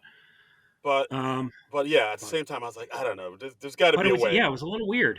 It was a little weird. Yeah, so And, yeah, so and then Jacob Elordi comes on, and he's like this actor who's made it super easily in Hollywood. yes, he comes as an actor, Travis Von Shaw, who speaks to the class, and the class, they talk to him about like, hey, how did you make it in Hollywood? And he was like, oh, well, it's really easy. As soon as I landed in Hollywood, get off the plane, wanting to make it. Selena Gomez saw me and was like, "Hey, you're tall and hot. You should be in my music video." And so then I Right. was in the video, and then after that, I just got like movies and TV shows. Right. And they say, so the moment you stepped into LA, you got your big break. And like somebody asked him a question about dealing with rejection. And he's like, I'm sorry, you keep using that word. I don't know what that is. Yeah, Because like they say like he basically just keeps getting cast and stuff, and he's never had to audition for anything. And he's like, and they tell him about auditions, and he's like, oh, that sounds nightmarish. Oh my god. yeah, and And it honestly feels like the SNL writers just trolling Jacob Elordi at this I point. think so. For me, I thought, well, why didn't they just play himself? Why is he playing this fictitious actor? Like maybe if he played himself going through all this, he could be having kind of poking fun at his own image and how Uh huh. people perceive him a little bit. Because like he did come out saying he toiled away in this industry for 7 years. So like Yeah. maybe he could do a sketch and make fun of that, like how 7 years isn't much of a long time at all. And but Yeah. like they didn't do Especially that. when you're 26 years old. Oh god, Yeah, god damn it. I'm sorry. I shouldn't have brought that up. I shouldn't have brought that. I know. No, no, you just got me thinking about it Like again, and I'm just it's like, like hey, you fucking bastard. it's like saying Niagara Falls around in that Abbott and Costello sketch. Yeah. Or like in the Dead Men Don't Wear Black, cleaning woman. Yeah. Um, But yeah, look, hey, Jacob Elordi, get yours while you can, man. yeah. Make all the money while you can, sir, because it's gonna be a short ride. Father Time comes for us all. Tick It tock. really does. You're gonna wake up one morning and be like, "Hey, I'm not the hot young thing anymore." This is not my beautiful wife. This is not my beautiful Yeah, house. How did I get here? but again, I thought this sketch got kind of muddled because I was like, "Is this about Jacob Elordi being this gorgeous actor who's never had to try for anything, or is it about an actress who looks just like Rachel McAdams?" Yeah, the whole thing of them adding Rachel McAdams in it, yeah, that kind of took away the focus. Part of me thinks, and I think I saw some people talk about it online too, where they put in Rachel McAdams because maybe they realized that Jacob wasn't that strong a host. So maybe they're like, Yeah, maybe, I've seen that. I was I don't know. It also felt like maybe they wanted Reneé Rapp in another sketch, and she said at the last minute, "Oh, I'm not up for doing another sketch," and then Rachel McAdams stepped in real quickly, maybe it did. and maybe they did a last minute rewrite for that, and that's why she was reading off the cue cards. I have no inside knowledge. I am just theorizing here, but Yeah, it just felt weird and off. And yeah, why put that weird thing that kind of splits the focus of the sketch yeah, in? it did feel like she was put in at the very last minute in this sketch because, like you said, Yeah. it looked like she was reading the lines for the first time on stage as she was saying them. Right, right. And if she was, I mean, Rachel McAdams, Stone Cold Pro, I love her. I do think she should host. Um, I'm not inclined to think that she would be a bad host from the sketch. It just really felt like she was thrown in at the last second. Yeah, absolutely. I would love to see her. The fact that she's never hosted kind of surprises me, but she should definitely. I mean, couldn't do any worse than She, Elordi. look, she's really good and she works consistently. But I feel like she's still kind of underrated. Yeah, I would say that. I mean, everybody knows her and loves her from The Notebook and Mean Girls. And Mean Girls and they talked about. Oh God, I'm blanking on the name of the movie now with Michael Keaton. Oh, Michael Keaton. With Michael Keaton, the sex scandals in the Catholic Church. Oh, Spotlight. Spotlight, thank you. They even mentioned Spotlight in the sketch, so I really should have retained the name of the movie. But but anyway, yeah, this again, off night, off sketch. It's like another in a series of sketches that just feel like like it really felt like this was just a kind of a half baked, half written sketch, and it yeah, didn't really come together like like it was caught between two rewrites. Like they snatched the script pages and they had two different drafts, and the pages got mixed together when they took them over to the cue card department. That's kind of what it feels like. It really, yeah. If Because we grabbed the Jacob Elordi is hot draft, and the Rachel McAdams looks just like Rachel McAdams draft, and then they tripped on their way to the cue card department. The script pages flew in the air and got all mixed up, and they were like, "No time to fix it." you got chocolate in my peanut butter, you got Right. peanut butter in my chocolate. It's just this weird hybrid man bear pig of a sketch. It really is. It's a real wuzzles, and Yeah. it was, yeah, wow. Like it would have been better if they focused on one of those things, you know. So Absolutely. But yeah, so yeah, so far no good. And so far, what are we at this point? Like 0 for 9? yeah, oof. And maybe the 10-1 will be better. You know it won't be. Maybe let's see. Let's see. Garrett from Hinge. Nope. Nope. Yeah, they brought back That sketch was weird and bad too. they brought back Garrett from Hinge for I kind of saw it coming because like When did they do Garrett from Hinge before? Because I must have like completely dumped this out of my memory. that it was in the Travis Kelsey episode, like where Travis Kelsey hooks up with Heidi Gardner, and then Uh huh. and like while they're still in bed together, Garrett from Hinge comes into their bedroom. That was the debut of Garrett from Hinge. Because after I watched the show on Peacock, I go on the YouTube channel to double check the names of the sketches so we can refer to them by the right names on this podcast. And this sketch is called Garrett from Hinge Wedding. Yes. And I was like, is Garrett from Hinge a recurring character? Am I supposed to remember Garrett from Hinge from some other sketch?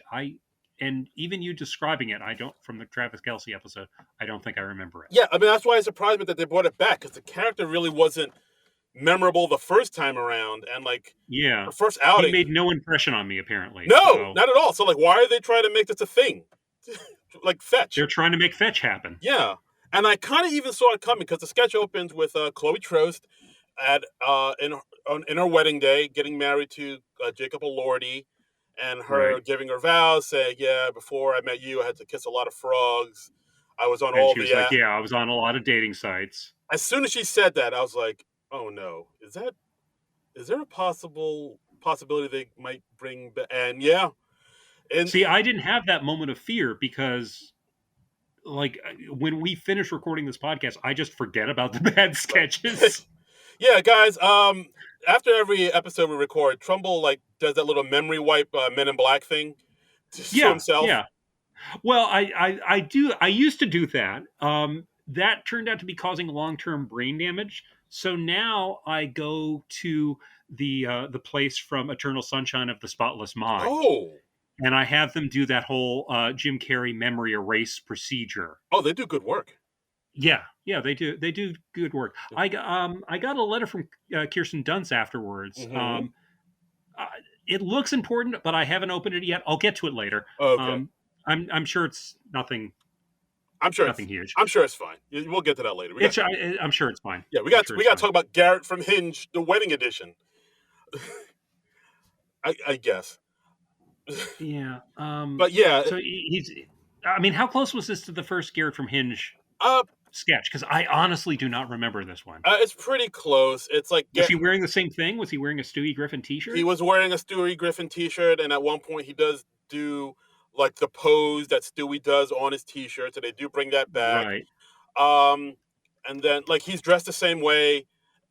As I think the bride, Chloe Trost, said, "How did you even know about this wedding?" He's like, because the organist is my best friend." And then he cut to an old woman behind the organ dressed as Garrett from Hinge. And I will give them props because if you look at that organist's T-shirt, it Yeah. has Stewie playing the organ. So I was like, all right, well, that's a nice little. Oh, that's cute. I didn't notice that. Yeah. Okay. So I just looked up the Travis Kelsey show that was last season, episode 14 of last season. This was over a year ago, Yep. or nearly a year ago. Yep.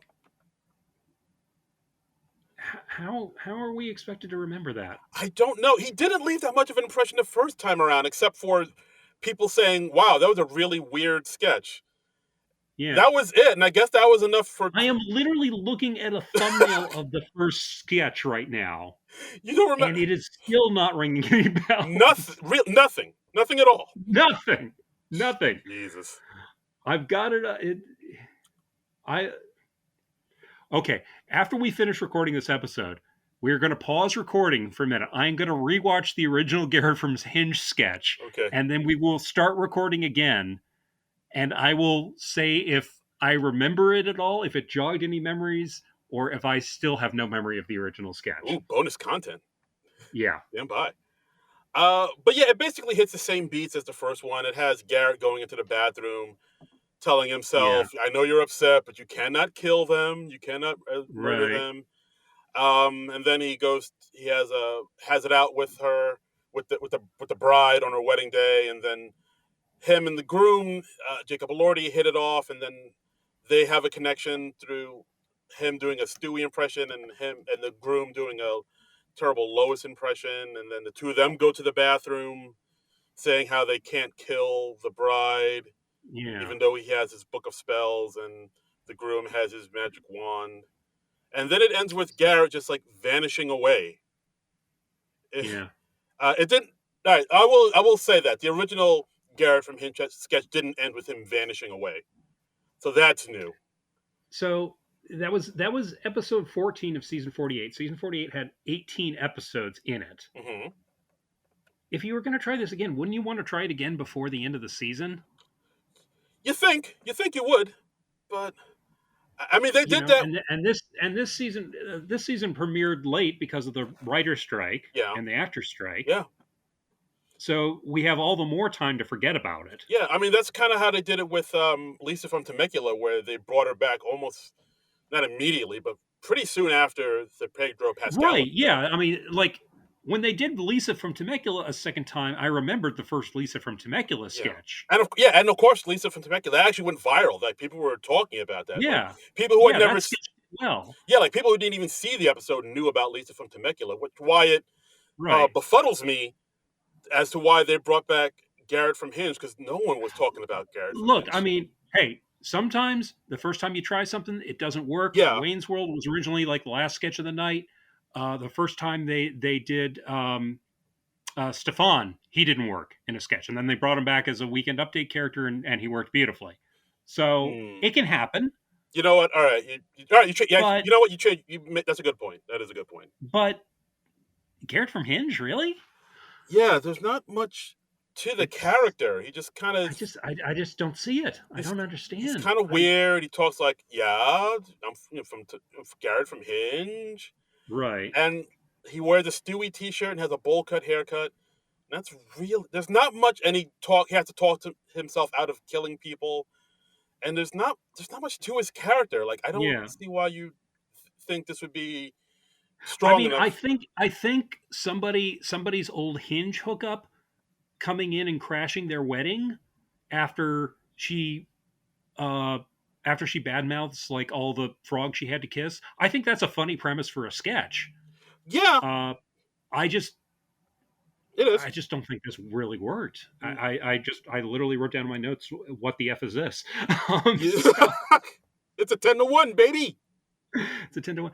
Okay, so maybe since we're still talking about it and it's the last sketch of the night, I think we should pause the recording for a minute, or maybe I'll just watch it while we're still recording and have Frank edit this out because we don't want to get a copyright strike or anything like that by having the audio of an old SNL sketch in there. Right, absolutely. So I'll watch the sketch and then I can react to the original sketch. Does that sound good? That sounds good. Let's do that.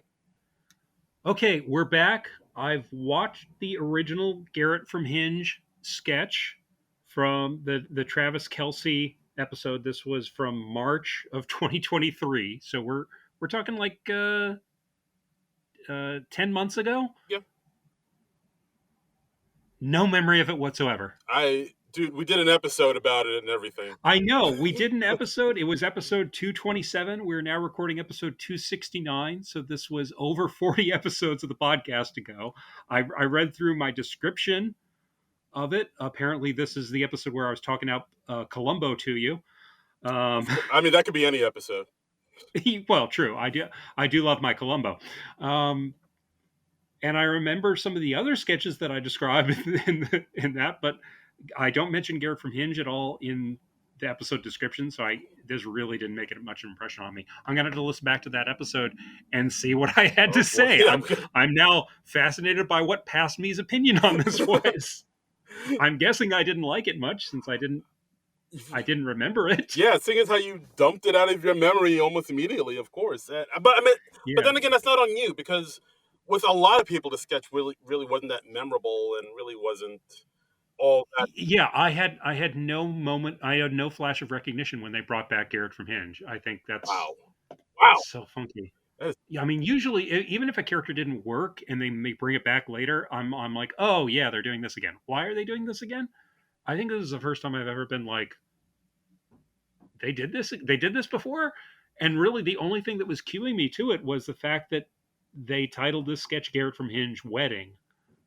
right. I like that they gave him a different Stewie Griffin T-shirt for this one. That's fun. Yeah, that was fun. It was a new pose for him to be in, so that joke will work later on. Okay. Um, I think the first sketch worked better than this one did. It had a few laughs, Yeah, yeah. not terribly notable. I'm more confused than anything now. It, so this really shook you. It kind of did. Oh It kind boy. of did. All right, stay with me, man. You're gonna be all right. You're gonna be all right. Oh God, what is happening with my brain? Where is my mind? Where is my? Um, But yeah, that's the episode. Not the yeah. best way to start 2024. No, this whole show was pretty much a dud. I thought. Yeah. I mean, aside from, I'll give points to Alaskan Airlines and bowling, but yeah, Yeah, everything I mean else. those are the, and even those two, I feel like I'm giving them a marginal passing grade. Like Yeah. they're like C plus B minus at best.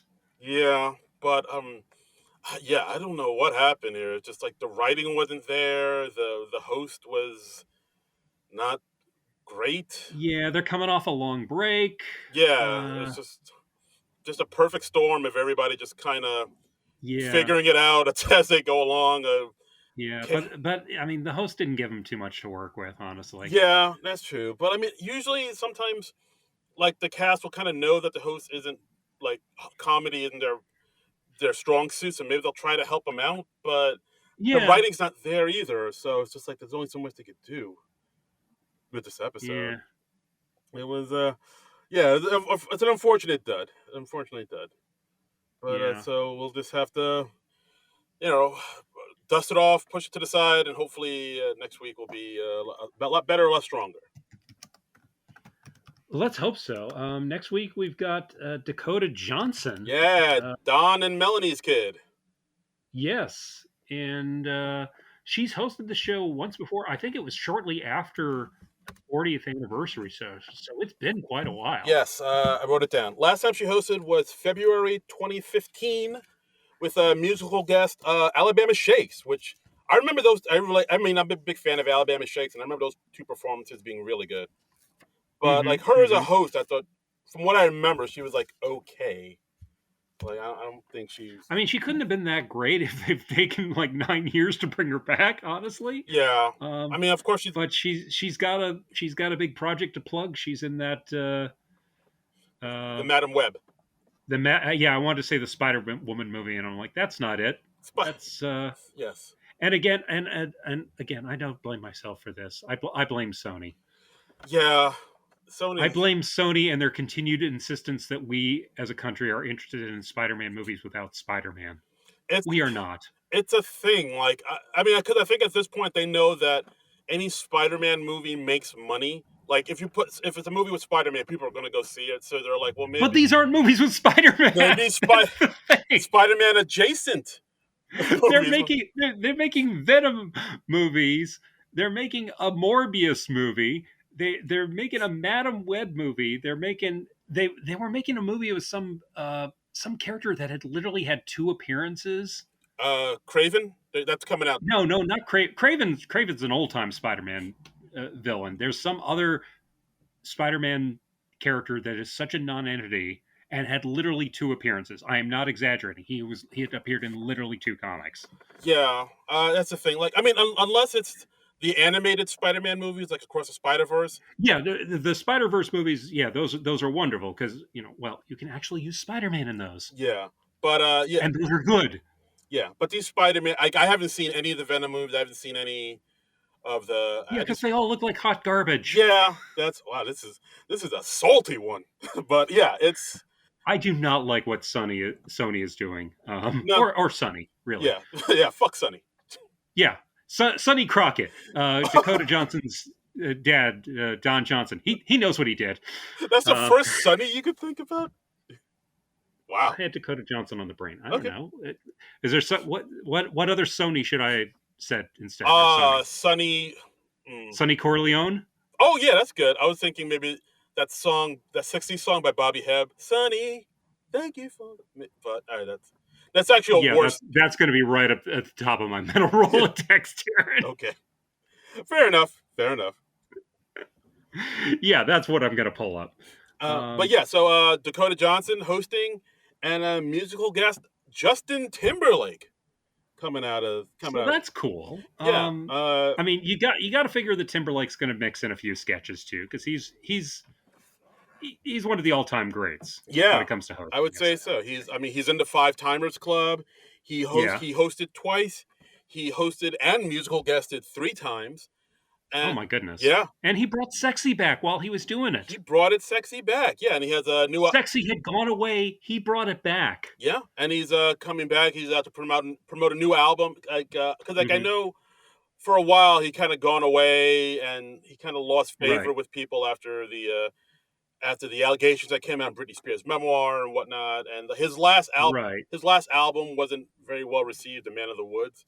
So he's kind of been out the limelight for a bit. So So this is a bit of a comeback for this him. is supposed to be his big comeback album. So like, Okay. All right. Well, that'll be interesting. yeah, It'll yeah, be interesting to hear his new, because like even though his music isn't always my thing, immensely talented guy. I yes, mean, he what a hell of a performer this guy is. yeah, absolutely. And Yeah. I mean, since Timberlake is going to be in the building, odds of a Jimmy Fallon cameo or maybe a Andy Samberg cameo or I would much rather see an Andy Samberg cameo, yeah. but yeah, the Jimmy Fallon cameo seems more likely. Hey, Justin, you're great. All right, Oh my god! Oh my oh god! yeah, I like you so much. let's Oh, let's rap together. Let's dance. All right, yeah. I also find it interesting that Dakota Johnson and Justin Timberlake are doing the same show because, like, they're in a movie together. They're both in The Social Network. Wait. Oh shit, that's right. Oh, She plays the college girl that Sean Parker wakes up with in The Social Network. I totally forgot about That was that. like one of her first parts. Like, it was before she even did any of the 50 Shades of Grey movies. So I was like, is this the first time that the host and musical guest have slept together in a movie? Wow, I didn't. I totally forgot about that. I think That was like the first thing I thought of because, I like, I haven't watched any of the 50 Shades of Grey movies, but I know The Social Network. I know. I mean, SNL writers, if you're listening right now, we just gave you guys a pretty good idea for something in the monologue, right, to write out. So That would be fun. That so would be fun if they had a little callback to that in the that's monologue. right. I could get behind that. Yeah, I totally forgot about that. They could totally like. I don't want to say make a sketch around it, but they could totally make a mention of it in the monologue or something. Yeah, the monologue seems like a good place for it. Yeah, SNL writers, yeah. just give the SNL nerds the credit for it, and that's all we ask. Thank you. Credit and residuals. We did, yes, of course. You know what? That's why you're the business guy. That's why you're the brains of this operation. And that's why this podcast is at the level it's at, Jeez. because I'm the brains of the operation and I commonly forget shit. I was trying to be nice. But But anyway, like, bottom line, I'm looking forward to that show. I think it'll be a good one. Even even if Dakota Johnson doesn't turn out to be the great host, and even if the movie she's promoting is hot garbage. yes, even if all that we got, at least the two of them are comfortable being on stage at SNL, and then, like, they know how the machine is run. So we'll at the very least we'll see more comfortable performances through our Yeah, performers. So we got that. and even if the show sucks, they're both easy on the eyes. What the hell? Exactly. Just don't do all sketches about how easy on the eyes they are. Oh, please don't, please, pretty please. Don't do that. All right. Should we see what the people had to say about this episode? You've heard our opinions. Yeah, What are the opinions of the people? because we got a fair amount of response with this one. We're actually We did. so got Drew S. Rod up in the house saying, as usual, first episode after a break was just eh. JJ's Trump isn't fun anymore. Keenan's elephant joke in the monologue was one of the only times I laughed all night. Bowling was best of night. Not sure if Jacob was bad or writing let him down. 10-1. Yes. 10-1 sucked. Yes, both. 10-1 sucked. PDD would have been better. And then we have Jacob at darkmatter_362 saying, what's odd is that when JJ does Trump on IG and elsewhere, it's actually pretty great. But for some reason on SNL, it's stripped of all that makes it decent when he's just goofing around online. Also, I think most of us are just tired of Trump in general, and impressions add to that. Yeah, and I see that Jacob had a little more to say. He said, such a weak episode. Highlights were bowling and AA, despite such a poor ending. Weekend Update was decent enough, and despite my love of Bowen, we didn't need another Garrett sketch. We really didn't. Finally, not to be an old man yelling at clouds, and he used a gif of Grandpa Simpson yelling at a cloud, which I enjoyed. But I'm so bored of Rapp's singing style and those like her. Ooh, and those like her. Burn. Ooh, not only Rapp, but and apparently Twitter put a warning on this post because it might have sensitive content. I can't wait to leave Twitter. I really can't. It's such a. We got to figure out where we're landing next. We got to make a game plan. Are we going to Threads? Are we going to Blue Sky? Are we going to one of those other places? We could. All those places are possible.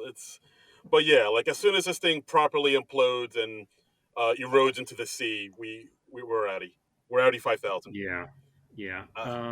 Okay. What else we got? We got a few more. Michael Delaney at 444 saying, "Too bad Do Not Destroy got bumped again. Felt bad when the host talked about what a natural actor he was while giving a weak, amateurish performance." Woo.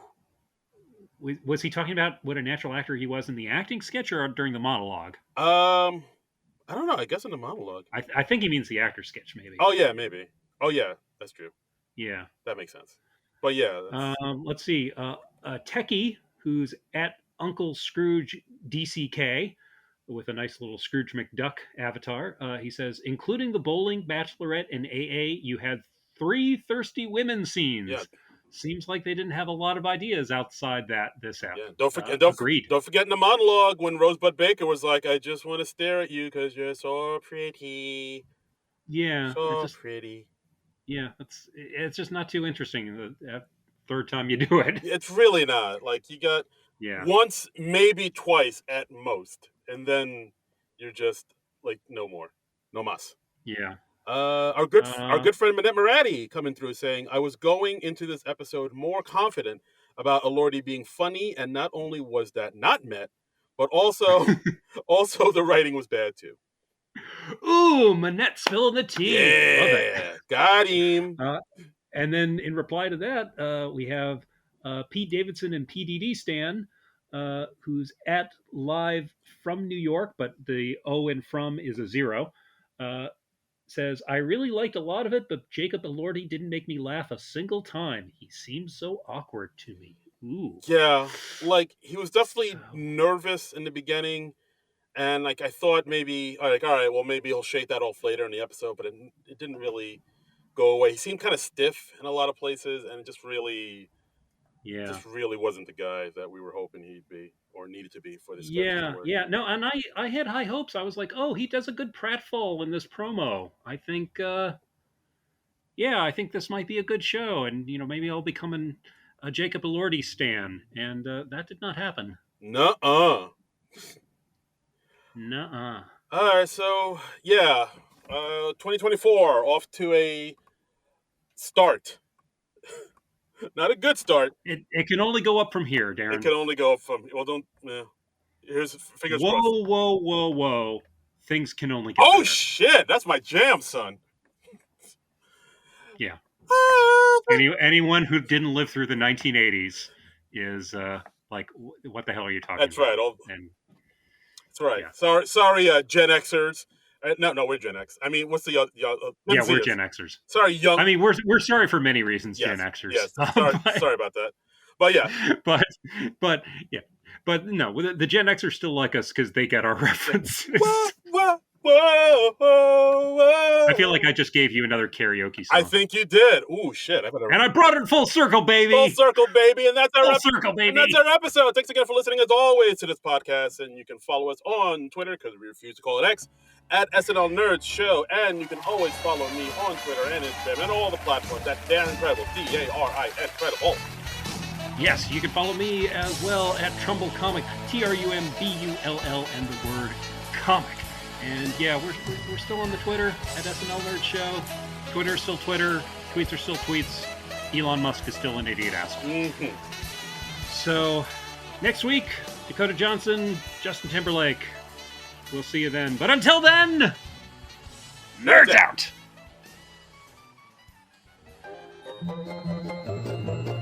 This has been a non-productive media presentation. Executive producer Frank Hablawi. This program and many others like it on the Non-Productive Network is distributed under a Creative Commons Attribution Non-Commercial No Derivatives license. Please share it, but ask before trying to change it or sell it. For more information, visit non-productive.com.